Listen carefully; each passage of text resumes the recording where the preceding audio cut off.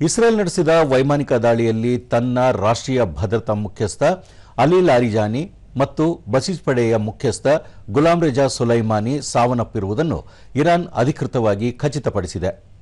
Iran ನಾಯಕತ್ವವನ್ನು ದುರ್ಬಲಗೊಳಿಸುವ ಉದ್ದೇಶದಿಂದ ಇಸ್ರೇಲ್ ಈ ದಾಳಿ ನಡೆಸಿದೆ. ಅಲಿ ಲಾರಿಜಾನಿ ಅವರು ಅಮೆರಿಕ ಮತ್ತು ಇಸ್ರೇಲ್ ವಿರುದ್ಧದ ಸಂಘರ್ಷದಲ್ಲಿ ಇರಾನ್ನ ಅತ್ಯಂತ ಪ್ರಭಾವಶಾಲಿ ವ್ಯಕ್ತಿಗಳಲ್ಲಿ ಒಬ್ಬರಾಗಿದ್ದರು. ಅವರು ಇತ್ತೀಚೆಗೆ ನಿಧನರಾದ ನಾಯಕ ಆಯತೊಲ್ಲಾ ಅಲಿ ಖಮೇನಿ ಮತ್ತು ಅವರ ಪುತ್ರ ಮುಜ್ತಬಾ ಅವರ ಆಪ್ತ ವಲಯದಲ್ಲಿ ಗುರುತಿಸಿಕೊಂಡಿದ್ದರು. ಟೆಹರಾನ್ನ ಪೂರ್ವದಲ್ಲಿರುವ ಪರ್ದಿಸ್ ಜಿಲ್ಲೆಯಲ್ಲಿರುವ ತನ್ನ ಮಗಳ ಮನೆಯಲ್ಲಿದ್ದಾಗ ಅಲಿ ಲಾರಿಜಾನಿ ಅವರನ್ನು ಗುರಿಯಾಗಿಸಿ ಅಮೆರಿಕ ಮತ್ತು ಇಸ್ರೇಲ್ನ ಯುದ್ಧ ವಿಮಾನಗಳು ದಾಳಿ ನಡೆಸಿವೆ.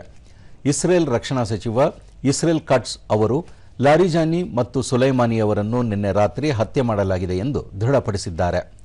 ಈ ಇಬ್ಬರು ನಾಯಕರು ಇರಾನ್ನಲ್ಲಿ ಜನವರಿ ತಿಂಗಳಲ್ಲಿ ನಡೆದ ಸರ್ಕಾರಿ ವಿರೋಧಿ ಪ್ರತಿಭಟನೆಗಳನ್ನು ಹತ್ತಿಕ್ಕುವಲ್ಲಿ ಪ್ರಮುಖ ಪಾತ್ರ ವಹಿಸಿದ್ದರು.